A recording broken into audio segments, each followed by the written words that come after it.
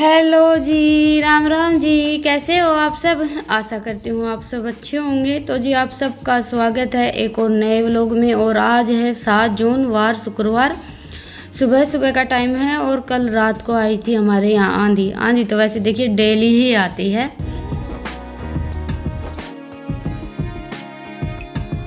लेकिन इस बार आंधी नहीं तूफान आया था, और वो भी बहुत तेज का तूफान। तो वैसे देखिए तेज ही होता है।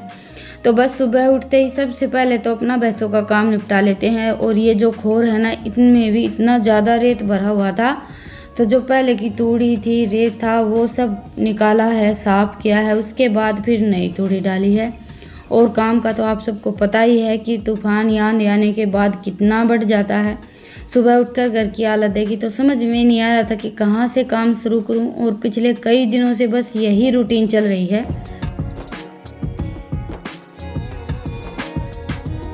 और कल के तूफान में तो ये हमारी रसोई भी टूट गई है और पूरा घर बिखरा हुआ है। तो बस जल्दी जल्दी अपना काम समेट लेते हैं। बल्कि जो थोड़ा बहुत सामान इधर उधर रखा था ना, वो भी उठ गया है, ज़रूरत का भी और बिना ज़रूरत का भी। रेत की तो कोई कमी ही नहीं है, पूरे घर में रेत ही रेत हो रखा है। तो जो मौसम के आगे तो हम कुछ कर नहीं सकते। गर्मी का तो फिर भी ये था कि कूलर पंखे चलाकर हम जैसे तैसे काम चला रहे थे, लेकिन आंधी ने तो हद ही पार कर दी है। हर तीसरे दिन इतनी ज़्यादा घर की साफ़ सफाई करते हैं। वैसे ही घर के डेली काम निपटाना मुश्किल हो जाता है। गर्मियों के मौसम में सुबह उठकर लगते हैं तब दोपहर तक सारा काम हो पाता है। ऊपर से आजकल ये तूफान उठा हुआ है, लेकिन ये है कि काम तो करना ही है। बस थोड़ा सा टाइम ज़्यादा लगेगा और थोड़ा सा ज़्यादा परेशान होना पड़ेगा। तो सुबह उठते ही अपनी कमर कस मैं तो लग गई हूँ साफ़ सफाई करने में। कुछ समझ में नहीं आ रहा था कि कहाँ से शुरू करूँ, तो मैंने थोड़ी थोड़ी करके बाहर से ही साफ़ सफाई स्टार्ट कर दी है। खोर साफ़ कर दी थी, भैंसों को सानी डाल दी है। उसके बाद फिर यहाँ से ये रेत निकाल देती हूँ, क्योंकि बच्चे उठ जाते हैं फिर यहाँ पर पानी बिखेरना स्टार्ट कर देते हैं।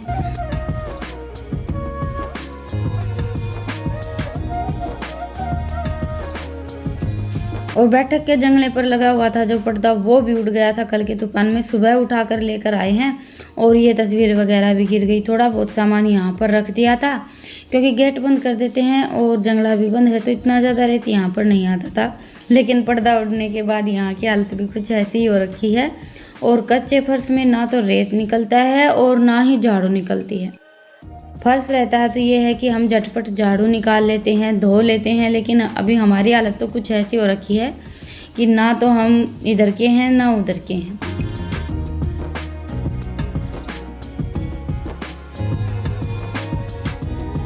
ना तो कच्चा है ना पक्का है। और परसों ही मैंने पूरे घर की साफ़ सफाई की थी, बड़ा ही मन लगाकर, और अच्छा भी लग रहा था। क्योंकि घर को एक बार हम साफ़ सुथरा कर लेते हैं तो देखने में भी अच्छा लगता है और मन को भी सुकून मिलता है।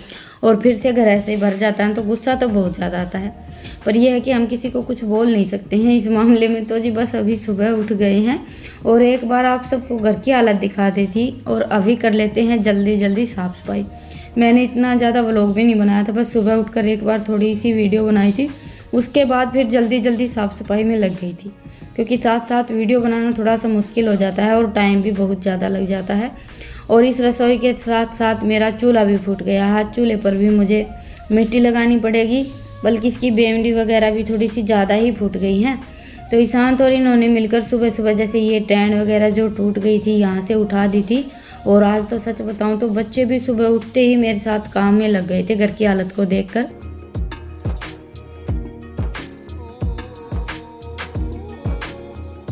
और अकेले तो वैसे देखिए इतना सारा काम संभालना बहुत ज़्यादा मुश्किल हो जाता है और हो भी नहीं पाता, हम चाह कर भी नहीं कर पाते हैं। बड़े बड़े घर वैसे देखिए देखने में अच्छे लगते हैं, हम सोचते हैं कि काफ़ी बड़ा घर हो, लेकिन कभी कभी ऐसा तूफान आता है ना, तब बहुत ज़्यादा परेशानी होती है। तो जी बस अभी जैसे थोड़ा बहुत अपना काम था वो निपटा लिया था और इन्होंने दूध निकाल दिया था, तो चाय बन गई है।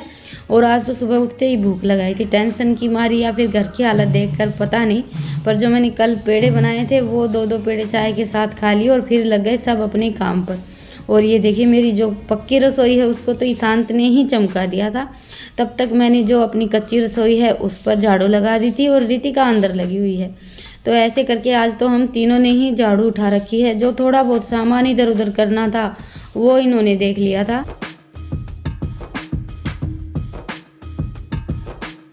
और तूफान के चलते मुझे तो ये डर लग रहा था कि कहीं जो पक्की रसोई की टेन है वो भी ना टूट जाए। चलो ये तो बच गई, क्योंकि ये थोड़ी सी मजबूती से टिकी हुई है।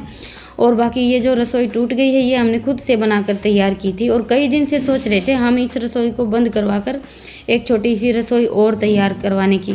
लेकिन अभी तो फिलहाल देखिए टैन ही टूट गई है, देखते हैं कब तक वो काम हो पाएगा। तो बस अभी बाहर का काम मैंने और ईशांत ने संभाल लिया था, और ये देखिए अंदर से झाड़ू ऋतिका ने लगा दी है। कमरों की साफ़ सफाई तो मैंने कर दी थी, क्योंकि सामान वगैरह झटका कर साफ़ सफाई करना फिर बच्चों से इतने अच्छे से हो नहीं पाता है। बाकी पोर्च में झाड़ू ऋतिका ने लगा दी, और ये देखिए एक तसला भरकर रेत निकला है जो मुझे उठाना है। ऋतिका से तो नहीं हो पाएगा, लेकिन उससे पहले हम जैसे बाहर जो हमारे बिस्तर वगैरह और पलंग वगैरह थे ना वो सब अंदर लगा देते हैं। और आज तो सब ने मिलकर किया ना, तो मेरा काम भी थोड़ा सा जल्दी निपट गया है। नहीं तो परसों 2-3 दिन पहले आंधी आई थी, उस दिन तो मुझे अपना काम निपटाते निपटाते 1 बज गया। और वो कहते हैं ना कि सब मिलकर करते हैं तो बड़े से बड़ा काम भी आसान लगने लगता है। तो अपना काम थोड़ा सा जल्दी निपट गया, तो मैं फिर से साफ़ सफाई में लग गई। फ्रिज कूलर वगैरह सब अच्छे से साफ़ किए, और ये चल पड़े हैं खेत की ओर।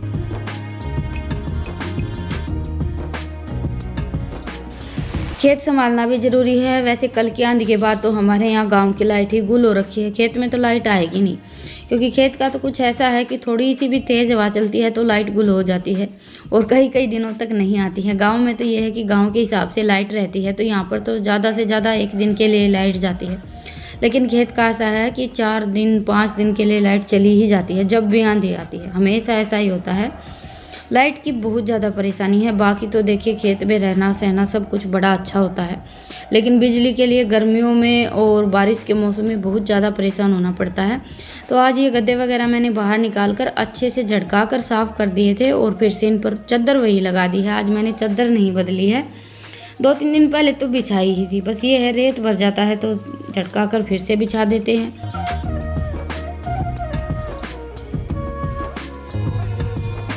और सुबह ये तो बोल रहे थे कि 5-6 दिन लगातार आंधी चलेगी। बाकी देखते हैं मौसम कैसा रहता है। और अभी मैं आ गई थी ये बर्तन साफ़ करने के लिए। बर्तन भी आज मुझे सारे ही साफ़ करने थे, बर्तन और जो किचन में डब्बे वगैरह रखे हैं सब।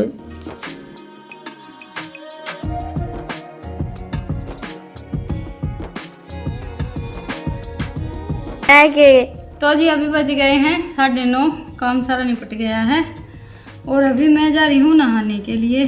और ये मेरे अंगूठे में थोड़ी सी साड़ी की पिन लग गई है। खून इतना ज़्यादा हो गया आजकल, पहले तो पी लिया सारा मारा, कुछ भी लगता था तो खून नहीं निकलता था।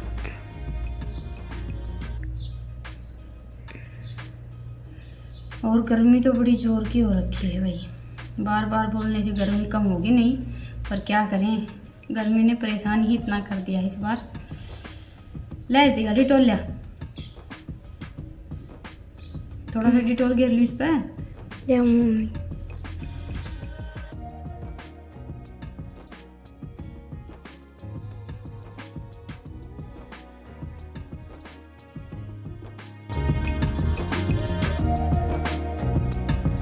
और अभी आप सबको खेत का हालचाल दिखा देती हूँ। वैसे खेत का हालचाल इस बार कोई दिखाने लायक नहीं है, क्योंकि आंधी के चलते बहुत ही ज़्यादा नुकसान हुआ है। घर का काम तो हम फिर भी कर लेते हैं, देखिए 1 दिन में नहीं होगा तो 2 दिन में हो जाएगा, वो तो सिर्फ साफ़ सफाई का काम है। लेकिन खेतों में जो नुकसान हो गया है उसकी कोई भरपाई नहीं है। बाड़ी तो ये लगा लीजिए कि सबकी लगभग आधी के बराबर ख़त्म हो गई है, क्योंकि बिल्कुल छोटे छोटे पौधे हैं और रेत के नीचे दब जाते हैं। गर्मी का मौसम है, रेत भी थोड़ा सा ज़्यादा ही गर्म रहता है, तो बस वो पौधे तो ख़त्म ही लगा लीजिए। जैसे हमने 2-2.5 किले के आसपास बाड़ी बीज रखी थी, और अभी हमारी आधी बाड़ी बची हुई है। तो इस मौसम के चलते इस बार किसानों को बहुत ही ज़्यादा परेशान होना पड़ रहा है। इतनी गर्मी में पानी लगाना, बिजाई करना, हम तो घर से भी नहीं निकलते हैं, और दिन रात मेहनत करनी पड़ती है खेत में, तब कहीं जाकर फसल तैयार होती है। और ऊपर से फिर मौसम का ये हाल।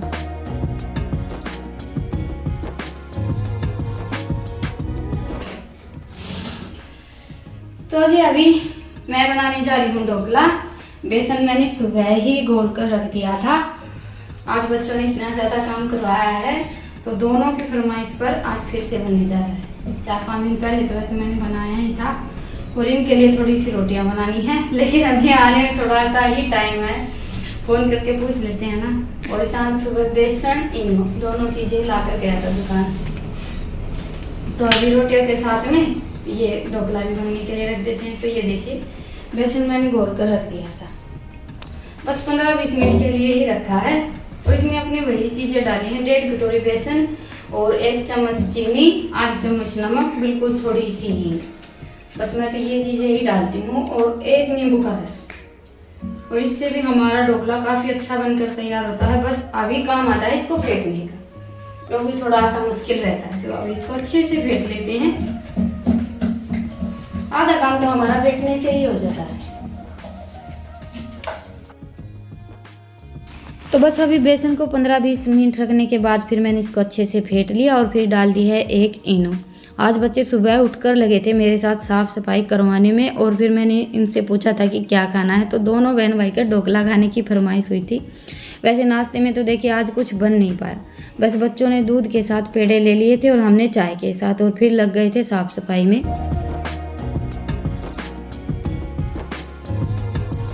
और बच्चों का तो देखिए ऐसा है कि कोई भी काम करते हैं या कुछ भी करते हैं तो हम थोड़ी सी तारीफ़ कर देते हैं ना, उसी में खुश हो जाते हैं। और उसके ऊपर अगर अपनी मनपसंद कोई भी चीज़ खाने को मिल जाए तो उनकी खुशी का ठिकाना ही नहीं रहता। और इसको बनाने में तो इतना ज़्यादा टाइम भी नहीं लगता है। तो बस अभी मैंने बेसन को रख दिया है, 10-15 मिनट में बनकर तैयार हो जाएगा। 10 मिनट हाई फ्लेम पर और 5 मिनट मीडियम फ्लेम पर, इतना ही टाइम लगता है।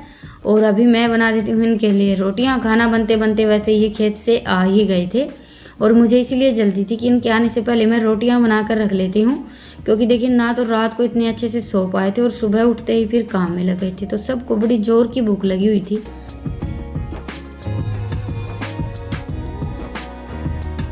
तो जी खाना तो लगभग हमारा बनकर तैयार हो गया है। आलू बैंगन की सब्जी है, साथ में ढोकला है और रोटियां हैं। तो ये तो अभी खा लेंगे रोटी सब्जी, और बच्चे तो देखिए ढोकला ही खाएंगे, चाहे थोड़ा सा टाइम ही क्यों ना लग जाए। वैसे ढोकला तो अभी हमारा पक गया है, इसको तो मैंने बाहर निकाल दिया था। हल्का सा ठंडा होने के बाद फिर इसको प्लेट में से निकाल लेंगे, क्योंकि आज मुझे इसमें मीठा पानी नहीं डालना है, हल्का सा फ्राई करना है। बच्चों की फरमाइश थी फ्राई किया हुआ ढोकला खाने की। और ये देखिए कितना अच्छा बनकर तैयार हुआ है। और इसे बनाने में तो मुझे भी बिल्कुल भी आलकस नहीं आता है, बस 20-25 मिनट लगती हैं, झटपट बनकर तैयार हो जाता है।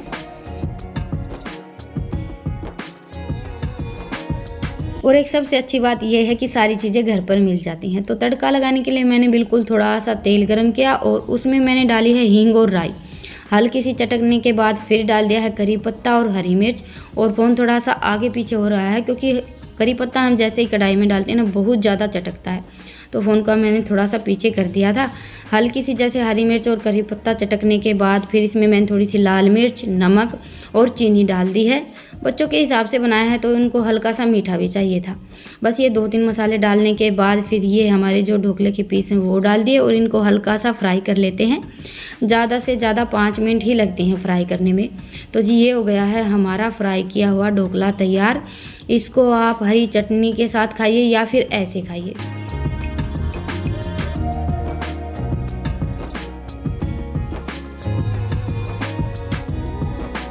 और मैं तो वैसे भी हरी चटनी नहीं बनाती हूँ, तो ये थोड़े से पीस मैंने अलग से रख लिए थे, इनके ऊपर मीठा पानी डाल दिया है। दोनों तरह का बनाकर तैयार किया है। अभी बनाने ही लगे तो फिर दोनों तरह का ही बना लेते हैं, क्योंकि इतना ज़्यादा टाइम तो देखिए लगता नहीं है और काम भी लगभग सारा निपट गया है, बस खाना खाना ही रह गया है।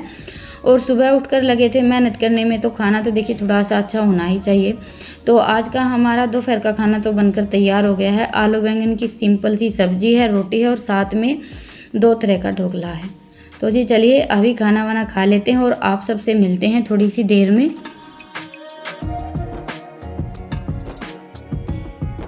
तो जी रात से लाइट गुल है, तो हमारा इन्वर्टर भी बोल गया है, लेकिन पानी तो भरना ही पड़ेगा। सुबह से तो ये उम्मीद थी कि हो सकता है लाइट आ जाए, पानी भी मटके में बिल्कुल ख़त्म हो गया है।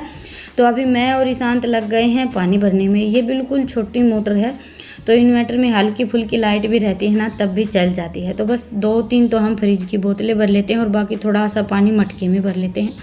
आगे देखते हैं मौसम का और लाइट का क्या हालचाल रहता है। और अभी लेते हैं आप सबसे विदा, फिर मिलेंगे एक प्यारे से व्लॉग के साथ। तब तक के लिए राम राम, स्वस्थ रहें, मस्त रहें, अपना और अपनों का ढेर सारा ख्याल रखें।